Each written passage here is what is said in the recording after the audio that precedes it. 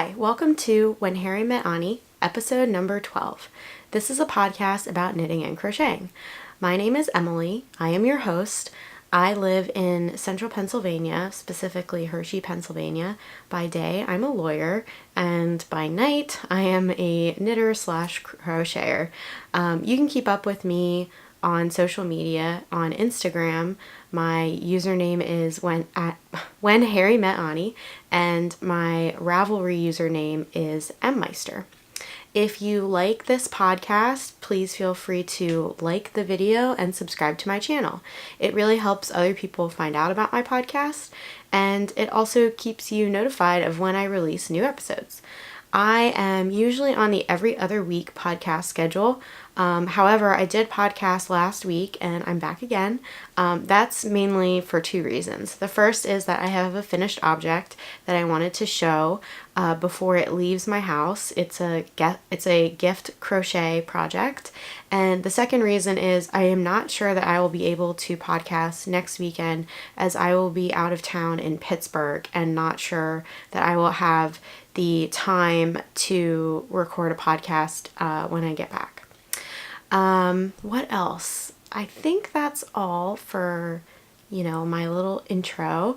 The only other thing that I wanted to mention was that the RBG Cal is still ongoing. It ends March 15th.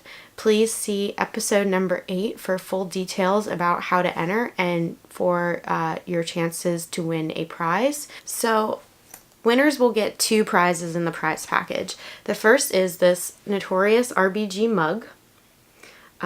It is Knitorious RBG, Ruth Bader Ginsburg, on the Justice Tarot card mug. So you'll get one of these. I have one of these. It's a great mug. It holds a lot of beverage. And then the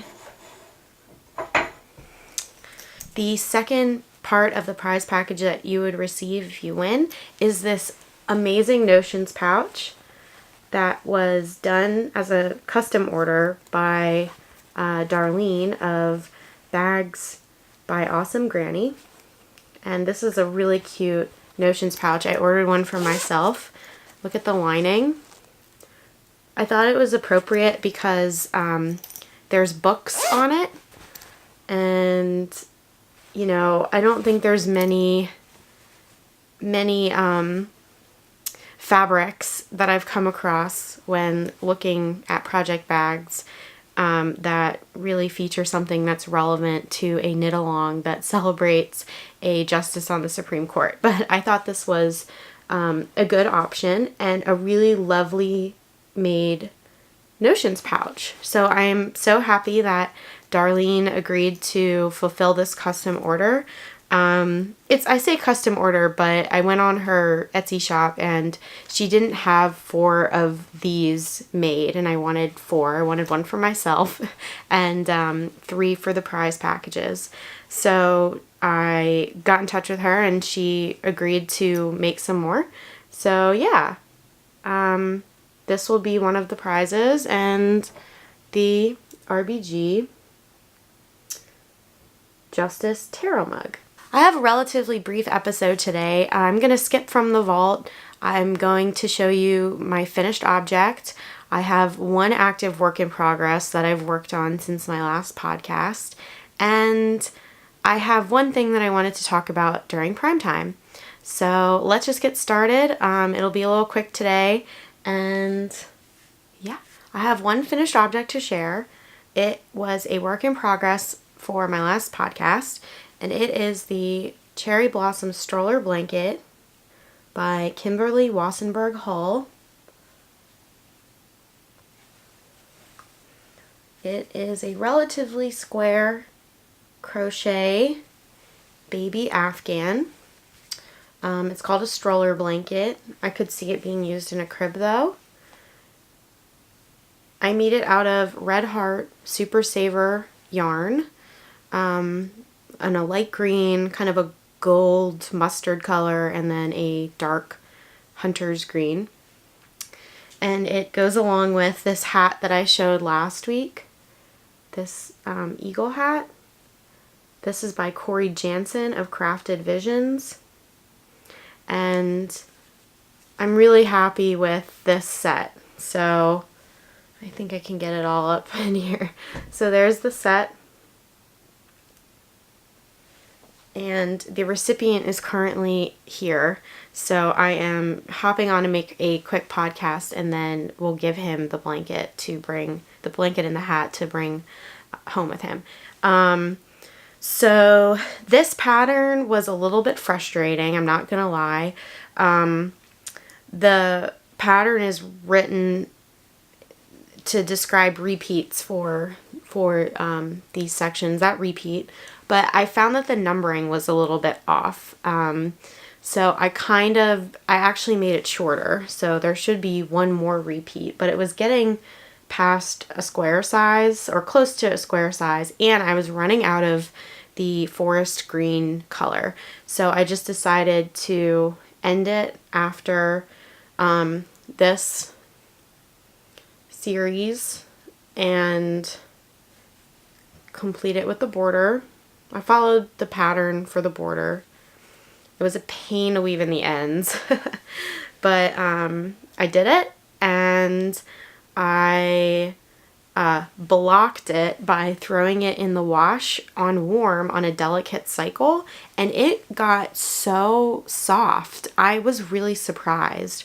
I have other acrylic Afghans and blankets, and I guess I just didn't remember how they felt with, you know, some old Red Heart yarn, or old other, like Loops and Threads is another one that I used in my Peaceful Ripple Afghan. But yeah, so I'm really happy with how it turned out, and it will be leaving, so I'll get a couple pictures of it. Another podcaster who is Nicole of the Nicole Stitches podcast is currently hosting a Comfy Crochet Cow, where she is she is crocheting an Afghan for her friend's wedding, and has invited people to crochet along with her and make any size Afghan to participate in the cow. So I have completed my Afghan, and I'll photograph it before it leaves. So yeah, there is the Cherry Blossom Stroller blanket. Next up is works in progress. I only have one project that I've been working on other than the Cherry Blossom Stroller blanket this past week, and it's still a work in progress. So it's living in my project bag from NSP Designs. It's actually the same, the person who does these project bags is the same person who hosts the Nicole Stitches podcast. So this is her large size project bag. You've seen this plenty of times. And I am knitting the Knitorious RBG by Park Williams. And I am still working on the body. She suggests stopping after 7 inches, but I may continue onward because I don't really want it to be cropped. I would like it to sit like probably like maybe the fullest part of my hip. So this is where I left off last time. I have my stitch marker of my beer mug that I got from Louise of the Adventures with Yarn podcast. And this is how much progress I've made. So not too much, but about 1 inch. And here's the body so far. The yarn I'm using is KnitPicks Wool of the Andes. This is the coal color. It is 100% Peruvian Highland wool. And I'm on my second skein. I imagine I'll be using about 12 of the black and 1 of the yoke white color. And that color is just white.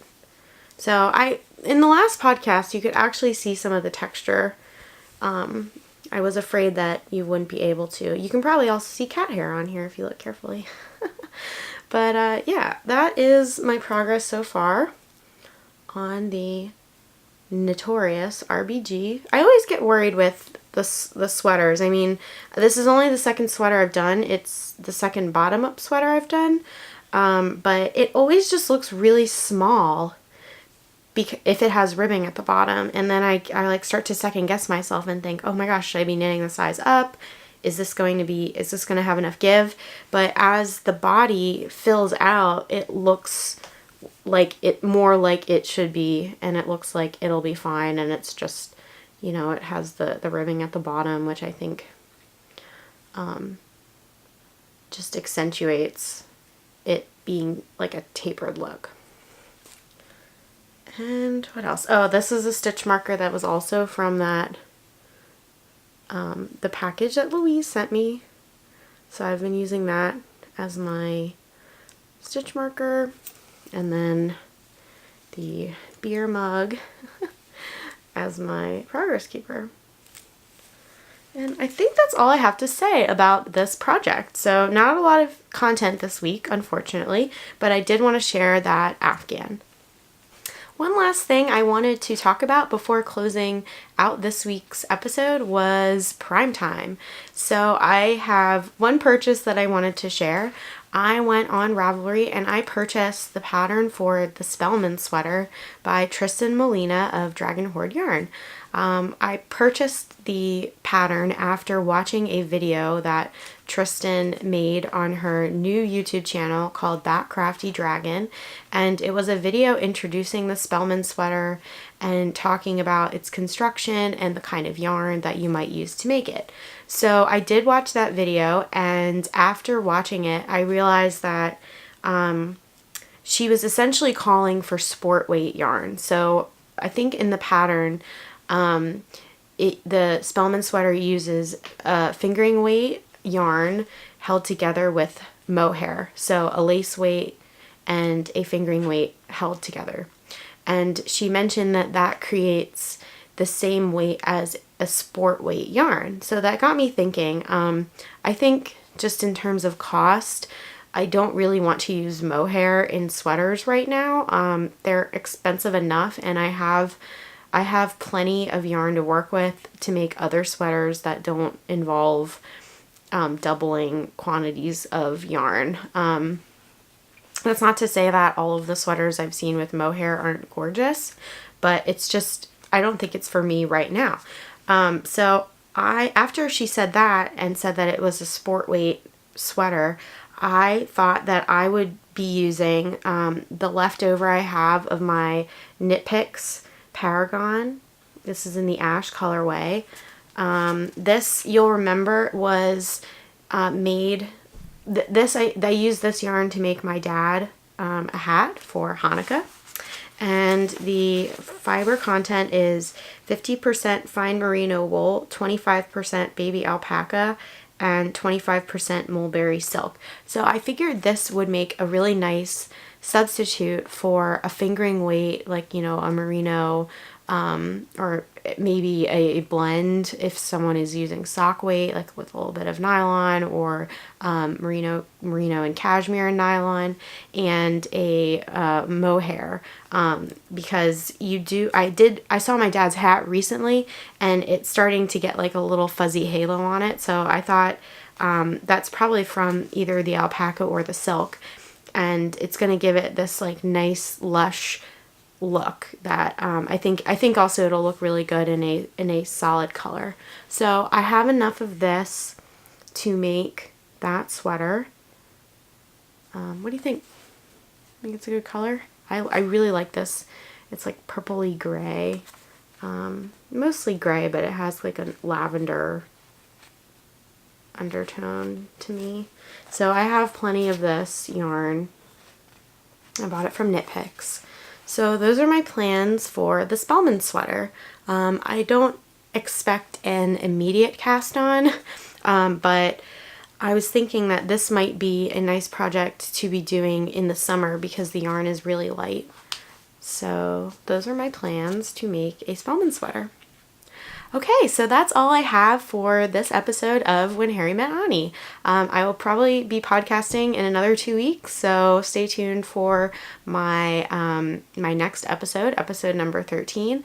Thank you so much to everyone who has found the podcast and has subscribed to my channel. I noticed quite a number of new subscribers, so thank you so much. I really hope you are enjoying what I'm putting out there, and please feel free to get in touch with me or comment below if you like what you see and have anything to talk about or share. So thanks again, and I will see you next time. Bye.